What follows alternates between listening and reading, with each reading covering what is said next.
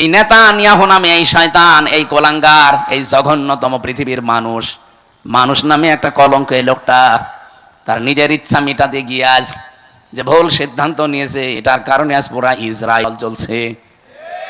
ওরা 108টা machine fit করেছে, উন্নত পানি দিচ্ছে, কত স্প্রে দিচ্ছে, না জাহাজ পর্যন্ত পুড়ে ছাই হয়ে যাচ্ছে। মানে আল্লাহর সিদ্ধান্তের বাইরে অবস্থান নিয়েছেন। বারবার পৃথিবীর মানুষ সতর্ক করেছিল যে এদেরকে থামান, নিজেদের যা আছে অতটুকু নিয়ে থাকেন না, ওরা সব দখল করে নিজের আয়ত্তে নিয়ে নেবে। বাংলাদেশ সহ বিশ্বের দিকে তাকান, আজ কত মানুষ যেটা তার না জোর করে নিজের আয়ত্তে নিয়ে নিচ্ছে। এই যে ইসরায়েল, বলেন তো 1940 সালে তাদেরকে থাকতে দিয়েছিল খালি গায়ে খালি পায়ে। এই শয়তানরা সারা দুনিয়ার কেউ তাদের ন্যায় নিয়ে ইহুদিদের, আমরা যেমন আজ রোহিঙ্গাদের থাকতে দিয়েছি দয়া করে মানবতার খাতিরে, এরা 1940 সালে এদের খালি গায়ে খালি পায়ে থাকতে দিয়েছিল। অথচ শয়তানরা এখন তাদেরকে বাড়ি ঘর থেকে উৎখাত করে দখল করে নিচ্ছে। এ কথা বলছেন না কেন? এখান থেকে একটা কথা আছে কোরআনে সূরা ইউনূসের 99-100 নম্বর আয়াতে, ওয়ায়াজআলুর রিজসা আলাল্লাযীনা লা ইয়াকিলুন। কোন মানুষ যদি তার বিবেক জ্ঞান অনুযায়ী সিদ্ধান্ত নিতে না পারে, বিবেক অনুযায়ী যদি এই লোকটা কাজ না করে, তাহলে ভুল সিদ্ধান্ত তার উপরে আল্লাহ চাপিয়ে দেয়। যে জিনিস যার না, ওইটা যদি কেউ দাবি করে নিজের আয়ত্তে নিয়ে নেয়, প্রথম শাস্তি শুরু হয়ে যাবে ওই দিন থেকেই। সে আর নবীর উম্মত থাকবে না। বাংলার মুসলমানেরা যদি নবীর উম্মত আপনি থাকতে না পারেন, হয় আপনি ইহুদি, নাই খ্রিস্টান, নাই মুশরিক। এক কথা বলছেন কেন? 4,500 লোক বাস করে, 4,500 ধর্মের লোক বাস করে দুনিয়ায়। এখন 810 কোটি মানুষ এখন পৃথিবীতে বসবাস করছে, মাত্র 175 কোটি আমরা। অন্তত অন্যান্য ধর্মে যারা আছে তারা তো আর নবীর উম্মত দাবি করে না। কয়েকদিন আগে সিঙ্গাপুরে ছিলাম, থাইল্যান্ডে গিয়েছিলাম, মালয়েশিয়া। অন্যান্য ধর্মের লোকদের সাথে আমি যখন রাস্তায় চলাফেরা করেছি গাড়িতে, ইহুদিরা জিজ্ঞাসা করি যে আপনার নাম কি? নাম শুনেই আমি বুঝেছি যেটা ইহুদি। যখনই বলেছি আপনার নবীর নাম কি, হোয়াট ইজ ইয়োর প্রফেট, নাম জিজ্ঞাসা করলে বলে যিশু। যিশু মানে ঈসা আলাইহিস সালাম। আমরা যাকে হযরত ঈসা নবী বলি, ওরা যিশু বলে ডাকে খ্রিস্টানরা। ইহুদিদের কাছে যদি বলা হয় আপনার নবীর নাম কি, বলে জোসেফ। জোসেফ মানে মুসা আলাইহিস সালাম। হযরত মুসাকে ওরা জোসেফ বলে ডাকে। ইব্রাহিম নবীর নাম তারা পাল্টি আব্রাহাম বলে। কি বলেন? কথা বুঝেন? এখন বলেন তো, যারা জোসেফ বলে ডাকছে, আমি ইহুদির সাথে মিশে প্রথমে ধরতেই পারি না যে ওটা ইহুদি। এত বড় বড় দাড়ি, জুব্বা একেবারে পা পর্যন্ত, পাগড়ি মাথায় দেওয়া একেবারে গোল করে, এইদিকে সামনে পেছনের কান্দে 4-5টা সাবাল পাওয়াল চলতেছে। ওর স্ত্রী পাশে হাত মোছা পা মোছা পরা, এমনকি মাথার উপরে দিয়ে নেকাব দেওয়া, একেবারে খাস পর্দা। দেখে বোঝার উপায় নেই যে ইহুদি। আমার মনে হচ্ছে বড় কোনো আলেম হবে। নাম শুনেই যখন বুঝেছি যে না, এ তো ইহুদির নাম, শুধু নাম শুনেই বোঝা না, নাম জিজ্ঞাসা করার পর আমি নবীর নাম জিজ্ঞাসা করি। নবীর নাম বললেই কেউ বলে জোসেফ, মানে ওটা ইহুদি। যিশু তার মানে খ্রিস্টান। অন্যান্য ধর্মের নবী যারা আছে, ওরা ওদের নবীদের নবী বলতে ওদের ধর্মগুরুর নাম বলে, আর এরা সরাসরি নবীরই নাম বলছে যে যিশু, জোসেফ, আব্রাহাম। ডেভিড বলে ডাকে দাউদ নবীকে তারা, ডেভিড। এবার আপনি যে প্রশ্নের জবাব দিতে পারবেন এখান থেকে, এই ইহুদি, এই খ্রিস্টান, এই মুশরিক, এই বৌদ্ধ যারা আছে, ওরা কোনোদিন বলবে যে আমার নবীর নাম মুহাম্মাদুর রাসূলুল্লাহ? বলেন বলেন। নবীজির হাদিস ছিল কি, যারা নিজের না এরকম জিনিস নিজের আয়ত্তে নিয়ে নেন, ওই দিন থেকে আপনি আর নবীর উম্মত নেই। কথাটা এখন আপনি ক্লিয়ার না, এই জন্য আপনার কিছুই মনে হচ্ছে না। আমি পড়ে আমার ভয় লাগে। 2 নাম্বারটা তো আরো কঠিন, ওয়ালা তাবাওয়া মাকআদাহু মিনান নার, সে যেন জাহান্নামে নিজের একটা স্থান তৈরি করে নিল। ঠিক এই সিস্টেম এখন চালু করেছে ওর আরেক ভাই, এ নরেন্দ্র মোদী। আমাদের বাপ দাদাদের দেওয়া হাজার হাজার বিঘা জমি জায়গা, যেগুলো মসজিদ, মাদ্রাসা, খানকা, ঈদগাহ, গোরস্থানের জন্য ওয়াকফ করা ছিল, ওই শয়তানরা এখন এসে ওইগুলো সব একটা অবৈধ আইন পাশ করে সব দখল করে ভেঙ্গে গুড়িয়ে দিচ্ছে। ওয়ালিল্লাহিল ইজ্জাতু ওয়ালিরাসূলিহি ওয়ালিল মুমিনিনা ওয়ালাকিন্নাল মুনাফিকিনা লা ইয়ালামুন। আল্লাহ তাআলা বলেন সূরা মুনাফিকের ভেতরে আছে যে সম্মান, ইজ্জত, মর্যাদা এটা আমি আল্লাহ আমার জন্য, আমার রাসূলের জন্য, আর যারা দুনিয়ায় ঈমান আনে তাদের জন্য আমি এটা নির্ধারিত করে রেখেছি। এজন্য সম্মান জোর করে পাওয়া যায় না। জোর করে পাওয়ার জন্য যারা চেষ্টা চালিয়েছে তাদেরকে আল্লাহ এত নিচে নামিয়েছে, তাদের নাম এখন গালি হয়ে গেছে। ইয়াজিদ, এই লোকটা সুন্দর একটা নাম না? অনেক সুন্দর নাম ইয়াজিদ, অনেক সুন্দর নাম, অর্থ অনেক সুন্দর, কিন্তু নামটা এখন বিশ্বে কালের আবর্তনে এটা গালি। কাউকে যদি রাগাতে চান বলবেন এজিদের বাচ্চা, রেগে যাবে, অথচ নামটা খারাপ। মীর জাফর, এ ভাইয়ের নামের শেষে মীর আছে আর ওই লোকটার নামের আগে মীর। মীর জাফর নাম যদি আপনি কাউকে বলেন যে মীর জাফর, ওকে খুশি হবে না রাগ করবে? নামটা কিন্তু সুন্দর। একজন সাহাবীর নাম জাফর, তার আগে মীর, সম্মানসূচক শব্দ একটা শব্দ লাগিয়ে দিয়েছেন। এরকম নামটাও গালি হয়ে গেছে, আজ মানুষ রাখতে চায় না। যারা এই দেশে জুলুম করেছিলেন মানুষের উপরে, নাম যতই সুন্দর হোক দেখবেন কিছুদিন পরে নামটাও গালি হয়ে যাবে। এখন অলরেডি গালি হয়ে গেছে। কাউকে যদি আপনি রাগাতে চান শুধু বলবেন হাসিনা, রেগে যাবে। হ্যাঁ, আপনি দেখেন, আমি জেলে থাকাকালীন আমার মেয়েটাকে আমি রেখে গিয়েছিলাম 7 মাস, এখন প্রায় 4.5 বছর হয়ে গেল তার বয়স। এই ফিরে এসে ওর নাম, ওর সামনে যদি এই নাম বলি, ও আগেই কথা তো এখন বলতে শিখেছে, ওই সময় তো আর কথা বলা শিখে নাই। এখন দেখি এই নাম শুনলে কেমন করে, অথচ জীবনে আমার মনে হয় সামনাসামনি কোনোদিন তার হয়নি। এই নামটা ঘৃণিত করে দিয়েছে কেন? পৃথিবীতে আপনি এখন 6 জনের নাম পাবেন, এদের নাম শুনলে তামাম দুনিয়ার, সে যেই হোক, ধর্ম তার আলাদা থাকতে পারে, ও ঘৃণার চোখে দেখবে তার নামটা। 1 নম্বরে 3 জন পর পর আমরা ইহুদির নাম পেয়েছি। হিটলার, এ কি মুসলমান না খ্রিস্টান? খ্রিস্টান ছিল। 2 নম্বরে নাম এসেছে এখন এই যেটা চলছে নেতানিয়াহু। 3 নম্বরে আমাদের প্রতিবেশী মোদি। 4 নম্বরে যেটা পালিয়েছে আমাদের এইটা, ওটার নাম কেমন যেন লাগে, এজন্য ছাতা নিতে চাই না। এই নামগুলো ঘৃণিত করে দিয়েছে কেন? কারণ সম্মান মর্যাদা যার ভেতরে, এদের ভেতরে এই জিনিসগুলো নেই। আল্লাহ মর্যাদা রেখেছেন অলিয়া আলামাল না কি সূরা মুজাদালার 11 নম্বর আয়াতে আছে, ইয়ারফাউল্লাহুল্লাযীনা আমানু মিনকুম ওয়াল্লাযীনা উতুল ইলমা দারাজাত। এই পৃথিবীতে যারা ঈমান আনার পরে তাদের যোগ্যতা, জ্ঞান এগুলো অনুযায়ী টিকে থাকতে পারে, আমল করা মানে কাজ করা, টিকে থাকা। আল্লাহ বলেন এই মানুষগুলো দিন যত যাবে তার মর্যাদা তত বাড়তে থাকবে। এই জন্য ইয়ারফা, এটা মজারে, বর্তমান ভবিষ্যৎ, প্রেজেন্ট ফিউচার। সম্মান মর্যাদা ইজ্জত আল্লাহ কোথায় রেখেছে আমরা আন্দাজে অন্য জায়গায় তালাশ করি। সম্মান মানুষ পাবে ঈমান আনলে, সম্মান মানুষ পাবে তার জ্ঞান অনুযায়ী, যোগ্যতা অনুযায়ী কাজ করে। আমার কথা বোঝা গেছে? এখন যদি বলেন যে যাদের ঈমান নেই তাদেরও তো মানুষ সম্মান দেয়, সামনাসামনি সম্মান দিলে পেছনে যেয়ে দেখবেন তার অত্যাচারের কারণে এমন গালি দেয়।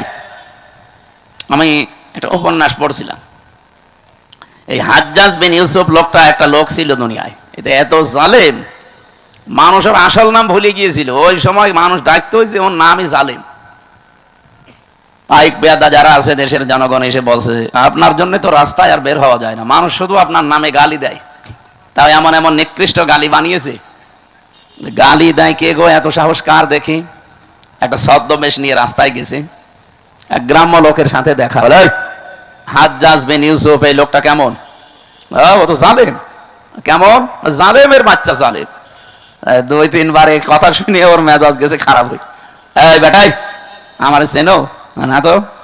আমি সে হাজ্জাজ। ও আপনি?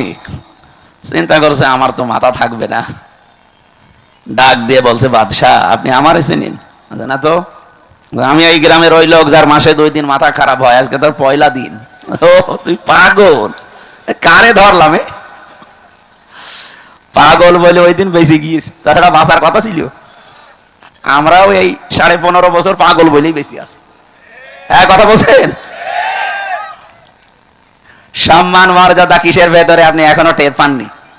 এই জন্য আহ্বান জানাবো, যদি সম্মান মর্যাদা, শান্তি, স্বস্তি, নিরাপত্তা, কল্যাণ এগুলো পেতে চান দুনিয়াতে আল্লাহ হক দিয়েছেন, অধিকার দিয়েছেন, উলাইকা লাহুমুল আমনু। আল্লাহ যেন এভাবে আঙ্গুল দিয়ে দেখাচ্ছে, এটা ইসমে ইশারা। উলাইকা লাহুমুল আমনু, এই মানুষগুলোই শান্তি, স্বস্তি, নিরাপত্তার হকদার। কারা? আল্লাযীনা আমানু ওয়া লাম ইয়ালবিসু ঈমানাহুম বিযুলমিন, যারা ঈমান আনার পরে তাদের ঈমানের সাথে জুলুমকে মিশ্রণ করে না। এখানে জুলুম মানে শিরিক। সুতরাং ঈমান যারা আমরা এনেছি, যেহেতু এদেশে 92% মুসলমান ঈমান আমাদের আছে, ঈমান আনলেই শুধু নিরাপত্তা পাওয়া যাবে না, ঈমানের সাথে যেন শিরিক মিশ্রণ না হয়। যেহেতু শব্দের অর্থ আমরা দুইটা বললাম, এক নম্বরে শিরিক, দুই নম্বরে জুলুম। ঈমান আমরা এমন ভাবে আনতে চাই আমাদের ঈমানে যেন শিরিক আর জুলুম একটাও মিশ্রণ না ঘটে। কি কথা বলেন না কেন? এতটুকু বলার পর আল্লাহ শেষ করে দেননি। আল্লাহ পাক বলেন উলাইকা লাহুমুল আমনু ওয়া হুম মুহতাদুন, এই মানুষগুলোই নিরাপত্তা, শান্তি, স্বস্তি পাওয়ার হকদার এবং এরা হেদায়েতের উপরে আছে। কথাটা ছোট্ট, কিন্তু এর ব্যাখ্যায় এত বেশি আছে কোরআনে। গোবিন্দ পরামানিক গত পরশুদিন দেখবেন একটা লাইভ করেছে, হিন্দু মহাজোটের মহাসচিব এই লোকটা গোবিন্দ চন্দ্র পরামানিক। উনি লাইভে বলছিল যে এই মোদি নামে এই মাতালটাকে হিন্দু সম্প্রদায় যারা পৃথিবীতে আছেন তারা একে থামান। এই মাতাল যা করছে পৃথিবী বসবাসের অযোগ্য হয়ে যাচ্ছে। অলরেডি ভারতে দাঙ্গা লাগিয়ে দিয়েছে। কি কথা বলছেন এখন? যেহেতু প্রতিবেশী তো বাতাস আসলো বলে দেশে, কারণ ওদের সাথে কারোর মিল নেই।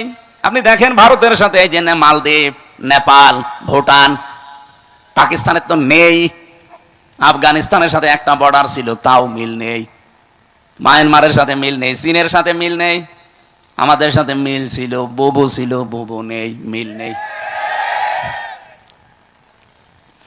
বুবু ওখান থেকে যে কি করছে, জামিল মোহাব্বত একটু হয় আবার কেটে যায়। এই জন্য কারোর সাথে যেহেতু ওদের সম্পর্ক ভালো না, মিল মোহাব্বত নেই, এই জন্য আমার মনে হচ্ছে এই বাতাস এই দেশেও আসলো বলে। সাম্প্রদায়িক সম্প্রীতি নাকি এই দেশে চলে না, নেই, অথচ তামাম দুনিয়ায় আছে যে এই দেশে আগস্টের 5 তারিখের পর থেকে এই 9 মাসে সব চাইতে সাম্প্রদায়িক সম্প্রীতি বৃদ্ধি হয়েছে। এতদিনও হয়তো হতে পারেনি শুধু ওদের কারণে। একটা রিপোর্ট পেয়েছিলাম, 100 ভাগের প্রায় 58 ভাগ সম্পদগুলো বুবু এবং তারা যারা আছে দায়িত্বে, তারা হিন্দুদের এবং অন্যান্য ধর্মের মানুষের সম্পদগুলো তারা বিভিন্ন কায়দায় আত্মসাৎ করেছে, মেরে খেয়েছে, বাংলা যেটা বলে। আমি এই রিপোর্ট নিজে বানাইনি, আপনি পত্রিকার রিপোর্টগুলো আমি নিজে নিজে পড়েছি, সেইটা একটু বললাম। যেহেতু এই 9 মাসে এগুলো আর হচ্ছে না, এই জন্য অনেকের মাথা খারাপ হয়ে গেছে যে না কিছুই তো হয় না, এভাবে চললে তো টিকে যাবে। এই জন্য বিভিন্ন ধোয়া তোলে মাঝে মাঝে। বুবু ওখানে বসে বসে 27টা কুলু তৈরি করেছিল বাংলাদেশকে অস্থিতিশীল করার জন্য, একটাও কাজে লাগে না। কখনো রিকশা লীগ, কখনো আনসার লীগ, কখনো হেলমেট লীগ, বিভিন্ন নাম নিয়ে তারা নামতো যে দেশকে অস্থিতিশীল করে দিলে বিশ্বের মোড়লরা যেন বলতে পারে এই দেশ আর বসবাসের যোগ্য না। আর পাশে আমাদের প্রতিবেশী দাদারা তো আছেই। কোরআনে কারিমে আল্লাহ কড়া ভাষা দিয়েছেন, লা তাজিদান্না, লামে তাকিদ নুনে সাকিলা। আল্লাহ বলেন, গ্যারান্টি দিয়ে বলছে, লা তাজিদান্না শাদ্দান্নাসি আদাওয়াতাল লিল্লাযিনা আমানুল ইয়াহুদা ওয়াল্লাযিনা আশরাকু। এই পৃথিবীতে দুইটা জাতি মুসলমানদের জন্য, ইমানদার মানুষদের জন্য ভয়ঙ্কর জঘন্যতম শত্রু হিসাবে কাজ করে যাবে। একটা ইহুদি আর একটা মুশরিক। আপনি তামাম দুনিয়ার দিকে তাকান, মুসলমানদের কিন্তু এই দুইটাই শত্রু এখন জঘন্য। একটা ইহুদি আর একটা কি, এই যে আমাদের পাশে দাদা বাবুরা যারা মুশরিক, এরা অন্যের সম্পদগুলো দখল করে নিচ্ছে। এমনকি আগস্টের 5 তারিখের পরেও বাংলাদেশে বহু মানুষের চরিত্রে আমরা এটা দেখতে পেয়েছি, বিভিন্ন মানুষের জিনিস তারা নিজের মনে করে নিয়ে নিয়েছে। রাজশাহীতে হয়তো এখনো শুরু হয়নি। যারা যারা মানুষের সম্পদ নিয়েছেন, যেভাবেই নেন ওটা ফেরত দেবেন, নয়তো আপনি মরে গেলে জানাজা দেওয়া, কবরে দেওয়া মিথ্যা কথা হবে। কারণ আমি কি বলে দেব আপনাকে, বিসমিল্লাহি ওয়া আলা মিল্লাতি রাসূলিল্লাহ, আল্লাহর নামে রসুলের আদর্শের উপরে রেখে গেলাম, আপনি তো রসুলের আদর্শে আর নেই। আমার এই কথার ওজন যারা টের পেয়েছেন তারা চুপ করে আছে। আপনি টের পেয়েছেন? যারাই যার যার জিনিস নিয়েছেন যেটা আপনার না ওটা ফেরত দেন। হ্যাঁ, যদি ওটা আপনারই হয়ে থাকে, আপনি হাত ছাড়া করে ফেলেছিলেন, ওটা আবার ফেরত পেয়েছেন, তাহলে আপনি এই হাদিসের আওতামুক্ত থাকবেন। আমি কথা বোঝাতে পারিনি? না না, ওখানে এখনো বুঝিনি অনেকে। যেটা আপনার ছিল কিন্তু হাত ছাড়া হয়ে গিয়েছিল এতদিন, আপনি ফেরত পেয়েছেন। আবার একটা দোকান ছিল, দোকান দখল করে নিয়েছিল, এরকম হয়নি বাংলাদেশে? ওই দোকান ফেরত পেয়েছেন, আপনি হাদিসের যে শাস্তি যে আপনি নবীর উম্মত থাকবেন না, না আপনার জন্য না, কারণ আপনার জিনিস আপনি ফেরত পেয়েছেন। কথা বলেন না কেন? কত মানুষের জমি জায়গা দখল করে নিয়েছিল 15.5 বছরে। আপনাদের রাজশাহী হয়তো এখনো কিছু হয়নি, টের পাচ্ছেন না। কুষ্টিয়ায় আমাদের হানিফ সাহেব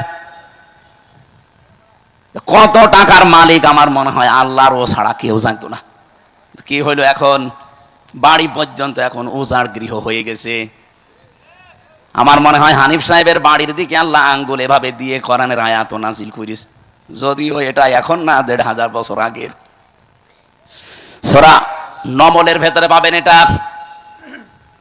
19 নাম্বার পারা, 20 নাম্বার পৃষ্ঠার 7 নাম্বার লাইনের 52 নাম্বার আয়াতে আছে, ফাতিলকা বুয়ুতুহুম খাওয়িয়াতাম বিমা যালামু।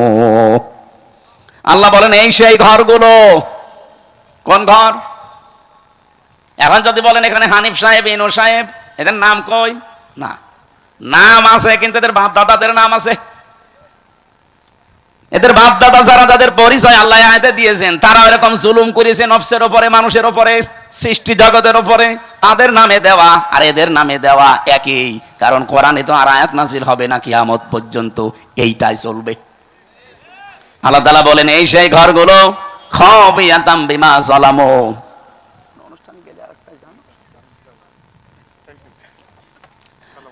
আমার ভাইরা, আল্লাহ যেন নিজে আঙ্গুল দিয়ে এভাবে ইশারা দিয়ে জানাতে চাচ্ছিলেন, হে পৃথিবীর মানুষেরা একটু এই দিকে তাকান। আমি আয়াতটা আগস্টের 5 তারিখের পর থেকে মিলিয়েছিলাম যে হ্যাঁ মিলে যাচ্ছে। আল্লাহ আমার মনে হয় বাংলাদেশের এই 64 জেলার 630টা থানার দিকে এভাবে দেখিয়েছেন, এই সেই ঘরগুলো। আল্লাহ যেহেতু বাইতুন দেয়নি, বয়ুত বহু বছর, এই সেই ঘরগুলো। কি এ ঘর? কি খাওয়িয়াতান, জনশূন্য হয়ে আছে। একটু দেখো, এটা পরিত্যক্ত করে দিয়েছি। শুধু পরিত্যক্ত না, জনশূন্য না, এটা আজ ওজাড় গৃহ হয়ে গেছে। এখানে আর কেউ কোনো আওয়াজ শুনতে পাও?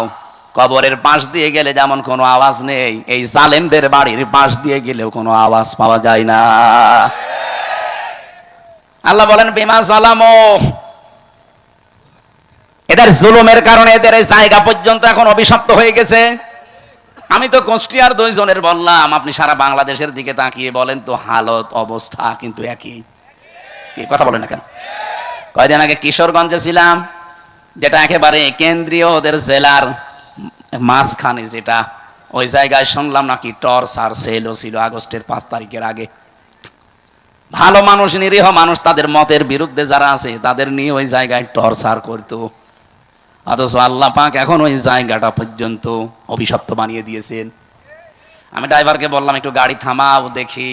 তাকিয়ে দেখি 3-4 জন করে যাচ্ছে, কেউ এদিকে কেউ এদিকে কেউ এদিকে, চারিদিকে মুখ করে পেশাব করতে বসিস, মনে হচ্ছে জামাতবদ্ধ টয়লেট চলছে। এদের এই জায়গাটা আল্লাহ অভিশপ্ত করে দিল কেন? বিমা যালামু, কারণ এখানে তারা জুলুম করত। আল্লাহ এ পর্যন্ত যদি দিয়ে আয়াত শেষ করে দিত, আমি আয়াতই পড়তাম না। এরপরে আমাদেরটা, ইন্না ফি যালিকা লায়াতাল লিকাউমিন ইয়ালামুন। রব্বুল আলামিন বলেন, এই যে লামে তাকিদ দিয়েছেন মাঝে, আর বক্তব্যের আগে ইন্না আছে। যারা গিরামার বসে, আপনি আয়াতটার দিকে একটু খেয়াল করেন, আল্লাহ গ্যারান্টি দিচ্ছেন অবশ্যই অবশ্যই জ্ঞানী যারা, তাদের জন্য এখানে একটা শিক্ষা আমি আল্লাহ রেখে দিলাম। কি শিক্ষা আছে?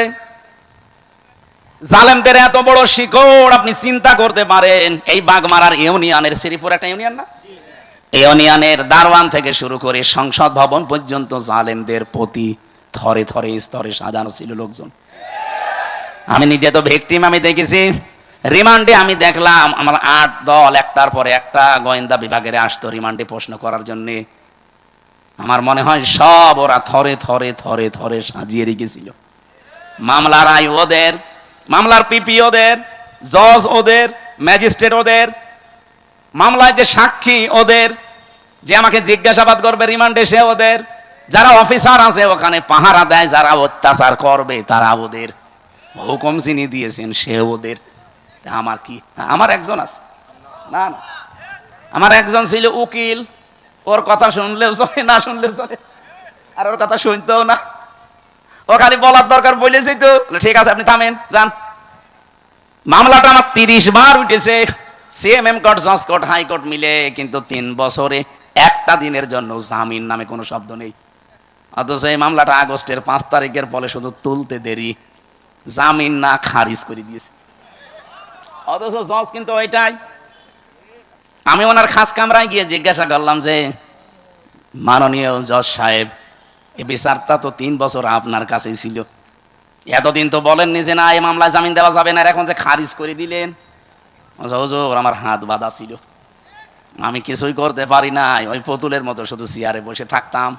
আমি যে আপনাকে 10 দিনের পরিবর্তে 6 দিন আর 2 দিন 8 দিন রিমান্ড দিয়েছিলাম 2 মামলায়, তাই আমার ওপর প্রেশার যে 10 দিনের রিমান্ড দিলেন না কেন? তাহলে আপনার এখানে বসে থাকা দরকার কি? সব তো ওরাই যদি করে। প্রথম মামলার রিমান্ডে নেওয়ার পরে 10 দিন চেয়েছে, দিয়েছে 6 দিন। এই নিয়ে নাকি ওই ম্যাজিস্ট্রেটকে ওখান থেকে অন্য জায়গায় বদলি করে দিয়েছে যে কেন আপনি 10 দিন দিলেন না। বাস্তব তো এই জন্য বলছি। রিমান্ডের 2য় দিন আমার চোখ বেঁধে কালো কাপড় দিয়ে, পেছনে হাত হ্যান্ডকাপ দিয়ে, মাজায় দড়ি লাগিয়ে, পায়ের সাথে ডান্ডা বেড়ি লাগিয়ে নিয়ে গেল এক অন্ধকার মাটির নিচে ঘরের ভেতরে। আমি বললাম যে কি 10 দিন রিমান্ড চেয়েছিল, অথচ এই অফিসারগুলো একটাও কোর্টে আমার সাথে যায়নি, শুধু মামলার আয়ু আমার সাথে ছিল।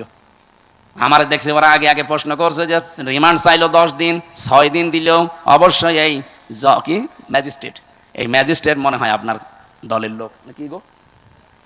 আমার দলের লোক হবে কি করে? জীবনে আমি তার নামও শুনি নাই, তার কোনোদিন দেখিও নাই, আর সে আমাকে চেনে কিনা আমি তাও জানি না। 10 দিন তো আপনারা চেয়েছিলেন, তা আপনি তো ছিলেন না, আপনি কি করে জানলেন? তার মানে ওখান থেকে সব কিছু ম্যাজিস্ট্রেটকে বলে দিয়েছেন, যা যা ও তাই তাই করিস।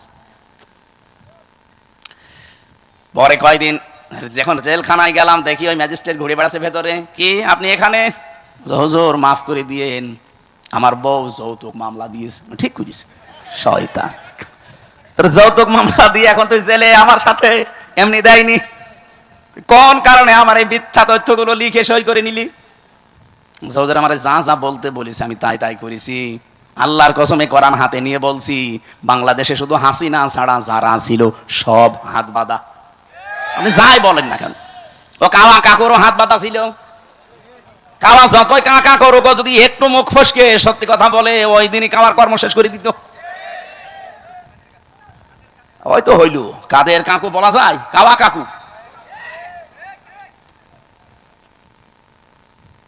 বলেন তো, এই যে স্তরে স্তরে সাজিয়ে রেখেছিল সব জায়গায়, কোনদিন ঘূর্ণাক্ষরও চিন্তা করেছে যে আমাদের এগুলো কোনদিন হারিয়ে যেতে পারে?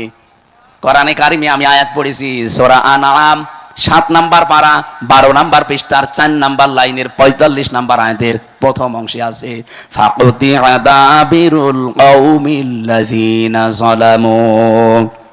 রব্বুল আলামিন বলেন জালেমদের শিকড় কাটা হয়ে গেছে। কেটেছে কে? না না, আল্লাহ না। কতিয়া এটা মজহুল, এর ফাইল জানা নেই। জালেমদের শিকড় যে কাটা হয়ে গেছে, কেটেছে কে? আপনি কি আলেম? এখানে আলেমরা বসে আছে না? মাওলানা, কতিয়া এর ফাইল কে? জানা নেই, কেউ জানে না জালেমদের শিকড় কাটলো কে। আপনি হানিফের বাড়ি এখন যে জিজ্ঞাসা করেন যে একটা পায়খানার ইটও নেই, প্যানও খুলে নিয়ে চলে গেল, গেল কে? কেউ জানে না। শুধু কি হানিফের বাড়ি, সারা বাংলাদেশে জালেমদের অবস্থা একই? যায় হালকা পাতলা 2-1টা ছিল।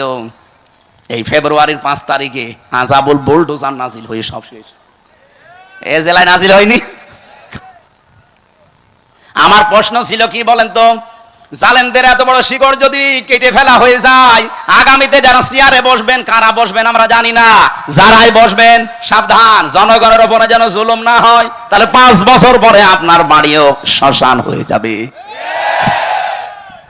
এ পর্যন্ত বুঝেছেন নাকি হা করে আছেন?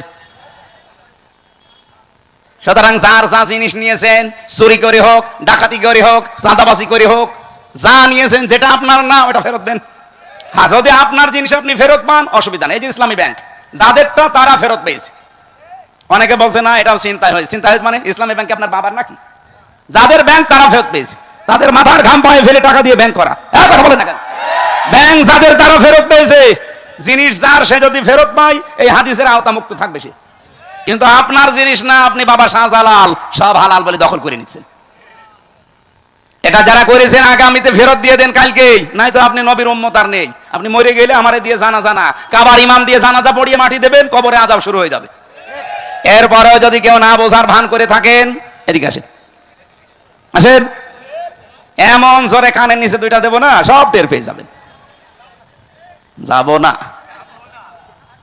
ওয়ালিয়াতাবাওয়া মাকআদাহু মিনান নার, সে যেন জাহান্নামে নিজের একটা স্থান তৈরি করে নিল। আমার তো হাদিসটা পড়ে মনে হয় খাপের খাপ এই দেশে অনেকের জীবনে মিলে যাচ্ছে। আমরা যারা বেঁচে আছি অন্তত আল্লাহ যেন আমাদেরকে বাঁচিয়ে রাখেন, বলেন আমিন।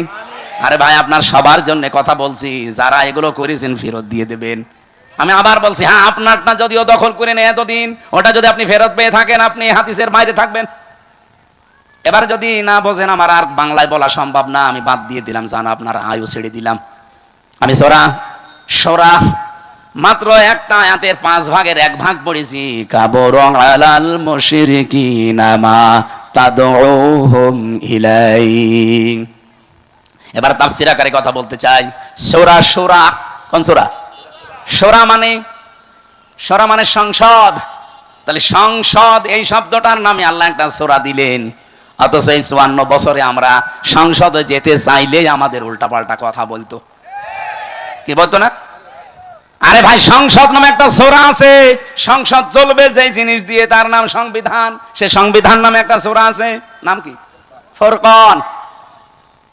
সবগুলো যদি আল্লাহ তৈরি করে দিয়ে থাকে, আমরা যেহেতু কোরআন দিয়ে দেশ চালাতে চাই, জীবন চালাতে চাই, এই কথাগুলো আপনাকে বলতে চাচ্ছি। হ্যাঁ, আপনি সেদিকে ডাক দেন, এই যে কোরআনের দিকে আসো। আল্লাহ রাব্বুল আলামিন যে জীবন বিধান পাঠিয়েছেন, এইটার উপরে দুনিয়াকে চালানোর চেষ্টা করো, দাঁড় করাও। এই কথাগুলো বললে সবচাইতে বেশি খারাপ লাগবে, মন খারাপ হবে, রাগ করবে কারা? কাবরা আলাল মুশরিকিন, মুশরিকরা মন খারাপ করবে। মা তাদউহুম ইলাইহি, যেদিকে আপনি মানুষকে ডাকতে চান, এদিকে যদি সত্যিই মানুষকে ডাকেন মন দিয়ে, আপনার কথা শুনে কোনো ইমানদার, কোনো মুসলমান রাগ করবে না, খুশি হবে। আমার ওই যে খুতবার প্রথমে এই কথাগুলো ছিল, আনাশহাদু আন্না মুহাম্মাদান আবদুহু ওয়া রাসূলুহুল মাবউসু ফিনা বিল হুদা ওয়া দীনিল হাক্কি লিইযহিরাহু আলাল আদিয়ান। আমরা সাক্ষী দিচ্ছি মুহাম্মদুর রাসূলুল্লাহর, যিনি আল্লাহর বান্দা এবং রাসূল, আল্লাহ তাকে পাঠিয়েছিলেন দ্বীনে হক দিয়ে, সত্য বিধান দিয়ে, হেদায়েত সহকারে, লিইযহিরাহু আলাল আদিয়ান, দুনিয়ায় যত দিন ধর্ম আছে সব কিছুর উপরে ইসলামকে বিজয় করার জন্য। এজহার মানে কি? আমরা অনেকে মনে করি এজহার মানে নুন সাকিন মিম সাকিনের কায়দা। এটা এজহার মানে স্পষ্ট করা না। এজহার মানে এখানে বিজয় করা, এজহার মানে দাঁড় করানো, এজহার মানে কায়েম করা। এবার আসেন আমরা আয়াতের মূল কথায় যেতে যাই। আপনারা কি চলে যাবেন না?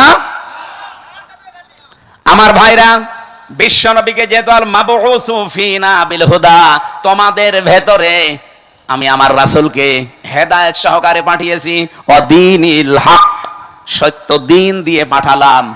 তাহলে নবীজি এসেছিলেন পৃথিবীতে হেদায়েত নিয়ে এবং সত্য দিন নিয়ে। তার কাজ কি ছিল? কোরআন শরীফ থেকে আমি 3টা জিনিস নবীজির জীবনে পেয়েছি। ওনার মিশন এবং ভিশন ছিল দুনিয়ায় 3টা। কয়টা? বলেন। 1 নম্বরে উনি তাওহীদ প্রতিষ্ঠার জন্য এসেছিলেন। এটা রেকর্ড হচ্ছে তো, সারা বাংলাদেশে লাইভ চলছে, সবাইকে শোনাতে চাই। এই দেশে তাওহীদ প্রতিষ্ঠার জন্য নবীজি যেহেতু পৃথিবীতে এসেছিলেন, উনি এখন নেই, এই দায়িত্ব এখন তার উম্মতদের। এই কথা বলেন না কেন? এখন এটা প্রতিষ্ঠা করবেন কি করে? তাওহীদ প্রতিষ্ঠার জন্য কোরআনে কারিমে 1500 বছর আগে, আমরা খুব ভালো করে শুনবেন, আল্লাহ পাক 1500 বছর আগে কিছু মূল নীতি দিয়েছেন যে তাওহীদ যদি প্রতিষ্ঠা করতে চান এই 3টা মূল নীতি সামনে নিয়ে এগিয়ে যাবেন।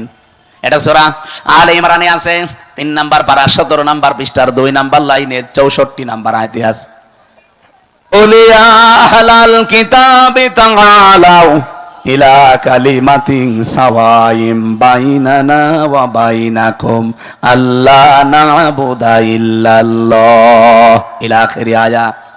রব্বুল আলামিন বলেন, নবী আপনি ওই আহলে কিতাবদেরকে ডাক দেন যে আসো আমরা অন্তত 3টা বিষয়ে একমত হই।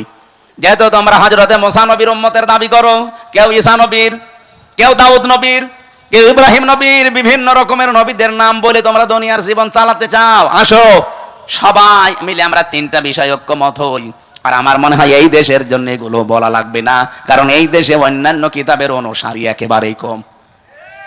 আমরা শুধু যারা মুসলিম তাদের কিতাবের নাম কি? কোরআন। বলেন বলেন।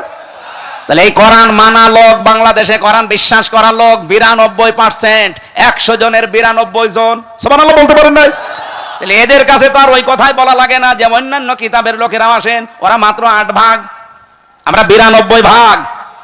এই জন্য আমরা আহ্বান জানাবো, আজ আসেন, যেহেতু তাওহীদ প্রতিষ্ঠা নবীজির জীবনের প্রথম মিশন আর ভিশন ছিল, আমরাও তাওহীদ প্রতিষ্ঠা করতে চাই, কিন্তু 3টা জিনিস সামনে নিয়ে এগিয়ে যাওয়া লাগবে।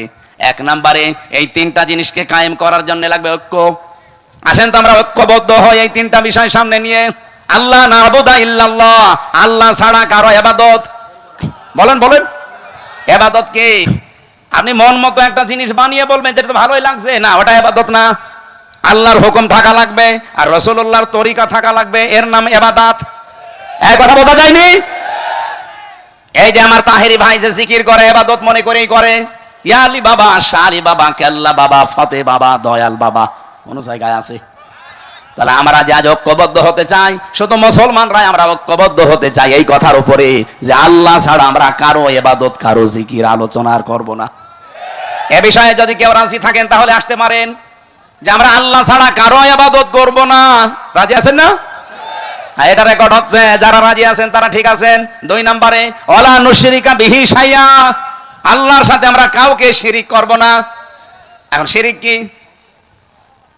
এক কথায় বলছি, শিরিকের যত প্রকার আছে পুরাটা যদি আপনি ব্যাখ্যা করতে যান, শিরিক বিল জাত, শিরিক বিল সিফাত, শিরিক বিল ইখতিয়ারা, শিরিক বিল হুকুক, 120 প্রকার তাফসীরে আছে। এক কথায় জবাব দিচ্ছি শোনেন, আল্লাহ যেটা পারে ওটা অন্য কেউ পারে এই বিশ্বাস করার নাম শিরিক। সকল ক্ষমতার উৎসকে বলেন বলেন, এখানে অন্য কারো অধিকার, কেউ যদি অন্য কাউকে যোগ করে বলে না জনগণ সকল ক্ষমতার উৎস, ও কিন্তু শিরিক করলো। আর এই শিরিক বাংলাদেশে নেই। কথা বলেন না কেন? কারা কারা এই শিরিকে আছেন হাত তোলেন তো। সবই ভালো মানুষ দেখছি, আলহামদুলিল্লাহ, যাক ভালো। 2 নাম্বারটা বলি, এদিকে তাকান, সন্তান দিতে পারে কে? অন্য কেউ? হ্যাঁ না, মানে বাঘ মারাছিলাম কালকে রাতে, কোন জায়গায় জানো? এই যে বেলঘরিয়া হাট ফাজিল মাদ্রাসায়, এই যে এখানে না বাগমারা, হয়তো বাগমারা, যে বাড়িতে আমাকে নিয়ে এসে বসিয়েছে, ওই বাড়ি আনার 2টা ছেলে আর একটা পেটে এসেছে শুনলাম 6 মাস। উনি পরীক্ষা করে দেখেছে ওইটাও ছেলে, কিন্তু উনি মেয়ে চাই। আমার একটা পানির বোতল নিয়ে বলছে, হুজুর এমন পানি পড়বেন যেন এটা মেয়ে হয়ে যায়। আমি কি ডাউনলোড করে দেব? কি বিশ্বাস! সেদিন বগুড়া গাবতলী থানায় যে বাড়িতে বসেছিলাম, ওই লোকটা এসে আমার কাছে একটা আপেল দিয়ে বলছে, হুজুর পড়িয়ে দেন। কেন? বাচ্চা। ঠিক আছে, সূরা ফাতিহা পড়ে ফু দিলাম, কারণ ফাতিহা সব রোগের মহা ঔষধ। আমার কানের কাছে মুখ নিয়ে বলছে, হুজুর এমন আপেল পড়বেন যেন ছেলে হয়। আপেল ফেলে দিলাম। আপেল ফেলে দিস কেন? আরে ভাই, ছেলে হওয়া যদি আপেল পড়ে কাজ হয় তা আমার ম্যাডামের 3টে মেয়ে হইতো না? কত চেষ্টা করলাম একটা ছেলে হওয়ার, তারপরও মেয়ে। আর আপনি এসেছেন আমার কাছে আপেল পড়তে, আমি আপেল দরকারে নিজে পড়ি, নিয়ে ম্যাডামের খাওয়াবো। চিন্তা করেন কি বিশ্বাসী আছে এরা? আপেল পড়া, পানি পড়া, দুর্গা পূজা, পীর পূজা, কত মানুষের কাছে বিশ্বাসটা নিয়ে গেছে, অথচ ছেলে মেয়ে দেওয়ার একচ্ছত্র মালিকানা হামজার। অনেকে বলছে কার? আরো জোরে তাহলে এক কথায় জবাব কি পেলেন? আল্লাহ যেটা পারে পৃথিবীর অন্য কেউ। সুতরাং মা বোনেরা ভাইরা, বিয়ের পরে 50 বছর ছেলে মেয়ে না হোক, আমাদের জাতির পিতার 86 বছর বয়সে ছেলে হয়েছে, তারপরেও তো তিনি কোনো কবরে মাজারে পীরের কাছে যাননি। এই যে মাওলানা রেজাউল ইসলাম উজ্জ্বল, আপনাদের বাগমারার ছেলে, ওরা 17 বছর বিয়ে হয়েছে, ছেলে মেয়ে নেই। আজকে ওনার বাড়িতে রাতে ছিলাম, আমারে বলছিল, আফসোস করি কিন্তু আজ পর্যন্ত কোনো দিন উনি কোনো পীরের কাছে মাজারে তাবিজ এগুলো নেয়নি। কিন্তু কারো 2 বছর 5 বছর যদি ছেলে মেয়ের মুখ না দেখে পাগল হয়ে যায়, কত জায়গায় যে দৌড়িয়ে চলে যায়। আমার এই বিশ্বাসটা যেন আজকে সঠিক হয়ে যায় যে আল্লাহ যেটা পারে ওইটা অন্য কেউ। এবার 3 নাম্বারটা বললে এবার রাগ করবেন না তো?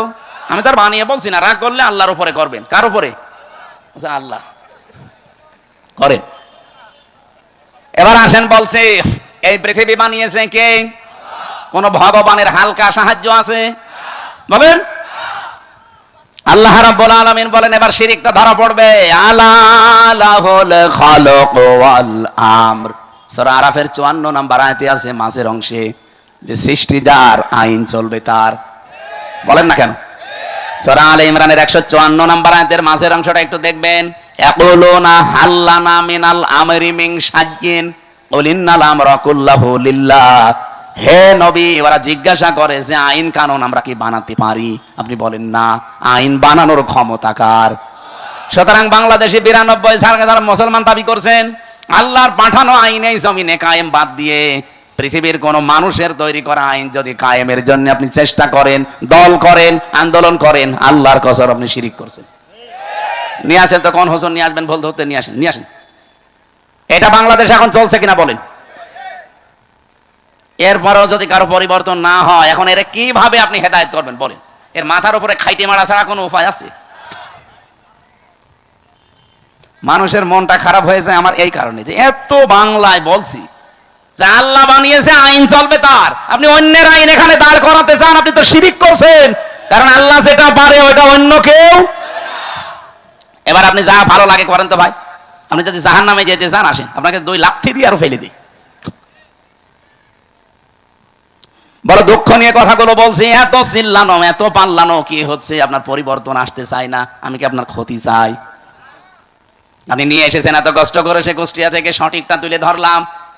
আরে ভাই, নামাজ আপনার যদি কমও থাকে, রোজা আপনার কমও থাকে, আমল আখলাক যদি কমও হয়, ঈমান যদি খাঁটি হয়, শিরিক না থাকে, আপনি কি জান্নাতে যেতে পারবেন? আর যদি শিরিক মিশ্রণ হয়, অকদিমনা ইলা মা আমিলু মিন আমালিন ফাজালনাহু হাবাআম মানসুরা, কোন মানুষ যদি শিরিক মিশ্রিত কিছু নিয়ে যায়, ওটা ধুলি কণার মতো মুখের উপরে নিক্ষেপ করা। এখানে বাঁচাতে চাই। আসেন, আমরা তাওহীদ প্রতিষ্ঠার 2য় পয়েন্টে, শিরিক আমরা করছি না, করব না। যারা শিরিক করছেন তারা এই ঐক্যে আসতে পারবেন না। 3 নম্বরে, ওয়ালা ইয়াত্তাখিযা বা'দুনা বা'দান আরবাবাম মিন দুনিল্লাহ, আমরা আল্লাহ বাদে অন্য কাউকে অভিভাবক হিসাবে, রব হিসাবে আর মানতে চাই। এই 3টা বিষয় যারা ঐক্যমত হবেন, তারা এক জায়গায় হলে তাওহীদ প্রতিষ্ঠা সম্ভব। ফাইন তাবাল্লাহু ফাকুলু শাহাদু, নবী আপনি বলেন, এরপরেও যদি কেউ মুখ ফিরিয়ে চলে যায়, ফাকুলু শাহাদু, আপনি ঘোষণা দিয়ে দেন, সাক্ষী দিয়ে দেন, আযান দিয়ে দেন, ফাআন্না মুসলিমুন, যে আসতে চাও আসো। এই 3টা বিষয়ে যদি ফিরে যেতে চাও, তোমরা আমাদের সাথে আর নেই। আমার মনে হয় বাংলাদেশে যদি এই পয়েন্টটা সামনে নিয়ে তাওহীদ প্রতিষ্ঠার জন্য আজ এই 92 লাগবে না, মাত্র 51% মুসলমান যদি আজ এক হয়ে যেতে পারি, সামনের বাংলাদেশ হবে আল্লাহর কোরআনের বাংলাদেশ। এটা একটু দেখা দরকার। 54 বছর তো বিভিন্ন জিনিস দেখেছি, এটা দেখতে বাকি আছে কি? বাকি নেই। এই কোরআনে 500 আইন আল্লাহ দিয়েছেন। এটা কথা বললে কাদের রাগ হবে জানো? কাবুরা আলাল মুশরিকিনা মা তাদউহুম ইলাই, আমি যেদিকে ডাকছি এই কথা বললে আল্লাহ বলেন সবচাইতে বেশি রাগ করবে, মন খারাপ করবে। বলেন বলেন। তাওহীদ প্রতিষ্ঠার জন্য আল্লাহ পাক আপনাকে জীবনেও মনোনীত করবে না যদি আপনার মন তৈরি না হয়। এজন্য আয়াতের পরবর্তী আয়াত এটা, আল্লাহু ইয়াজতাবি ইলাইহি মাইয়াশা ওয়া ইয়াহদি ইলাইহি মাইয়ুনিব, আল্লাহ সবাইকে এই কাজে মনোনীত করেন না। আল্লাহ যাকে নির্বাচিত করেন, পছন্দ করেন, তাকে এই কাজের জন্য বাছাই করেন। আর যাকে আল্লাহর ভালো লাগে না, আল্লাহ তাকে ছাঁটাই করে দেন। তাহলে ছাঁটাই করা, বাছাই করা, এটা আল্লাহর একটা পদ্ধতি। আল্লাহ আন্দাজে কাউকে ছাঁটাইও করেন না, আন্দাজে কাউকে বাছাইও করেন না। আল্লাহ ছাঁটাই করতে হলে আল্লাহ সেই যোগ্যতা দেখে তার ভেতরে, আল্লাহ বাছাই করতে হলেও তার যোগ্যতা দেখে। সুতরাং আপনি যদি ফিরে আসার মন তৈরি না করেন, জীবনেও একামতে দিনের কর্মী হিসাবে আল্লাহ আপনাকে বাছাই করবে না। আল্লাহু ইয়াজতাবি ইলাইহি মাইয়াশা, আল্লাহ পাক বলেন আমি নির্বাচিত করি, আমি বাছাই করি, আমি তাকে নির্ধারণ করি, তাকে পছন্দ করি, তাকে এই মানুষটাকে আমি আল্লাহ আমার নিজের দিনের জন্য, দিন কায়েমের জন্য পছন্দ করে রাখি। যখন দেখি ওয়াহদি ইলাইহি মাইয়ুনিব, ওই লোকটা আমার দিকে ফিরতে চায়। আপনার মনই যদি না থাকে, আল্লাহর কথায় আপনার মন তৈরি হয় না, হামসার কথাই হবে। এজন্য মনটা আগে তৈরি করেন। আজ বাংলাদেশে 92% মুসলমানের সবাই এ দেশে ইসলাম কায়েম হোক চাই না। আমি আগস্টের 5 তারিখের আগে একটা জরিপ পেয়েছিলাম, মাত্র 100 জনের 15 জন বলতো আমরা এই দেশে ইসলাম কায়েম চাই। তার ভেতরে এই মীর সাহেব একজন হয়তো। আপনি জিজ্ঞাসা করে দেখেন, কি আপনি চান না রাষ্ট্রে ইসলাম কায়েম হোক? এরকম মাত্র মানুষ মাত্র সারা বাংলাদেশ মিলে 100 জনের 15 জন। অথচ এই 9 মাসের ব্যবধানে আপনি এই যে এপ্রিল চলছে, আজকে মে মাস না, আজকে 3 তারিখ, এপ্রিলের আমার মনে হয় 29 তারিখের একটা রিপোর্ট পেয়েছিলাম। এটা যে মাইক্রোসফট দিয়েছে, এটা খ্রিস্টানরা 227টা দেশ নিয়ে তারা এই রিপোর্ট পেশ করেছে। বাংলাদেশ নিয়ে একটা রিপোর্ট এই খ্রিস্টানরা দিয়েছে। এই মাত্র 9 মাসে বাংলাদেশ যে চেঞ্জ হয়েছে, এই দেশে এখন 15 জন না 100 জনের 77 জন মানুষ চাচ্ছে এদেশে ইসলাম কায়েম হোক। 77 জন চলে গেছে, আর কিছুদিন যেতে দেন। আমার তো মনে হচ্ছে যেভাবে দাওয়াতি কাজ চলছে সারা বাংলাদেশে, কুষ্টিয়াতে কয়েকদিন আগে আমার নিজের পাশের ইউনিয়নে 4000 মানুষ একামতে দিনের কর্মী হওয়ার জন্য একবার শপথবদ্ধ হয়েছে। কোরআনে কারিমে পড়েছিলাম 1500 বছর আগের আয়াত, ইযা জা নাসরুল্লাহি ওয়াল ফাত, যখন আল্লাহর সাহায্য আসবে তখন আপনি বিজয় দেখতে পাবেন। আর বিজয় আসলে আপনি প্রথম নাম্বারে দেখবেন ওয়ারাইতান নাসা ইয়াদখুলুনা ফি দীনিল্লাহি আফওয়াজা, দলে দলে পালে পালে মানুষ ইসলামে প্রবেশ করছে। প্রশ্ন আসতে পারে, ওরা তো মুসলমান, আবার ইসলামে আসলো কি করে? না, যারা আল্লাহর দিন কায়েমের জন্য, আল্লাহর আইন কায়েমের জন্য চেষ্টা করে না, এগুলো মুসলমান হতে পারে না। কারণ এই আদেশ শুধু আল্লাহ হামসাকে দেয়নি, শারা আলাকুম মিনাদ-দ্বীন মা ওয়াসসা বিহি। ওয়াসসা মানে কি? ওয়াসসা মানে নরমাল কোনো বিষয় না। আপনি যারা আরবি অভিধানগুলো ভাঙতে পারে তাদের জিজ্ঞাসা করে দেখেন, ওয়াসসা মানে শক্তিশালী নির্দেশ। আল্লাহ বলেন আমি নির্ধারিত করে দিলাম, শারা লাকুম মিনাদ-দ্বীন, তোমাদের সবার জন্য একটা দিন। কে জন্য? দিনের আগে আলিফ লাম আছে। এ পৃথিবীতে বহু দিন আছে, সব দিনকে আল্লাহ নির্ধারিত করেননি, একটা দিনকে মাত্র নির্ধারিত করে দিয়েছেন, তার নাম দিনের নাম যে ইসলাম। আপনি কোথায় পেলেন? 4500 দিন চলছে এখন দুনিয়ায়। আমি দিনের অর্থ মোটামুটি 10টা লিখেছি। কোরআন শরীফ থেকে আমার কাছে 10টা পারফেক্ট মনে হয়। দিন মানে কিয়ামত, এটা সূরা ফাতিহার 3 নম্বর আয়াতে আছে মালিকি ইয়াউমিদ্দিন। 2 নম্বরে আনুগত্য, সূরা আলে ইমরানের 83 নম্বর আয়াতে আছে আফা গায়রা দীনিল্লাহি ইয়াবগুন। 3 নম্বরে জীবন ব্যবস্থা, সূরা মায়েদার 3 নম্বর আয়াতের মাঝের অংশে আছে আল ইয়াউমা আকমালতু লাকুম দীনাকুম। 4 নম্বরে রাষ্ট্রীয় আইন, এটা সূরা মুমিনের 26 নম্বর আয়াতে আছে। 5 নম্বরে ইবাদত, সূরা রুমের 30 নম্বর আয়াতে আছে। 6 নম্বরে মুখ ফেরানো, এটা সূরা নেসার 125 নম্বর আয়াতে আছে। 7 নম্বরে বিপ্লব, এটা সূরা নসরের 2 নম্বর, ওই যেটা পড়লাম। দলে দলে পালে পালে মানুষ ইসলাম কায়েমের জন্য দেখবেন ঝাঁপিয়ে পড়বে। আমার পাশের ইউনিয়নে 4000 মানুষ, এতদিন তারা বলতো আমরা মানুষের আইন এই পৃথিবীতে কায়েম করতে চাই, এখন তারা সবাই ফরম পূরণ করে বলছে আমরা আল্লাহর আইন কায়েম করতে চাই। এখন আমাকে বলেছে এই 4000 মানুষকে খাবার দেওয়া লাগবে, অসুবিধা নেই, টাকা তো সারা দেশ থেকে দেবে মানুষ, আমি নিয়ে যে ঢালবো। 7 নম্বরে পেয়েছে চিরন্তন বিধান, এটা সূরা শুরার 13 নম্বর আয়াত, যেটা শারা আলাকুম মিনাদ-দ্বীন চলছে। 9 নম্বরে সমস্ত ইজম লিযহিরাহু আলাদ-দ্বীনি কুল্লিহি, এটা সূরা সফের 9 নম্বর আয়াত। 10 নম্বরে পেয়েছি স্থায়ী শান্তি, এটার মাঝে যেটা আছে আনাকিমুদ্দিন ওয়ালা তাতাফাররাকু ফি। আমার এই ছোট্ট মাথায় যদি এতগুলো দিন সম্পর্কে কোরআনে থাকে, মীর সাহেবের মতো বড় বড় মাথা যাদের তো আরো আছে। আজকে 318 পৃষ্ঠা নারী সংস্কার যারা করে, নারী কমিশন বানিয়ে 318 পৃষ্ঠার বই লিখে জমা দিয়েছে। কোরআনে কারিমের প্রায় 11টা না 13টা আয়াতের ভুল ধরেছে তারা। আমি আজকে পুরাটা প্রায় 318 পৃষ্ঠা 3 দিন মিলে পুরাটা পড়লাম। এই 318 পৃষ্ঠার ভেতরে আমার মতো ছোট মাথা, তাই আমি 13টা ভুল পেলাম যে কোরআনের ডাইরেক্ট বিরুদ্ধে, আর বাকি এগুলো হাদিসের বিরুদ্ধে। এরা সাহস কিভাবে পেয়েছে তার পেছনেও কারণ আছে। এই যে কয়টা রিপোর্ট দিয়েছে, এদের না নারী মনে হয় না পুরুষ মনে হয়। কি কথা বুঝেন? এদের চেহারার দিকে তাকান, এই নারী কমিশনারের যে কয়টা আছে কমিশনে, একটাও কি মহিলার মতো লাগে? মহিলাদের তো একটা কাটিং কুটিং আছে, এদের কি কি কাটিং, হিজলা কাটিং।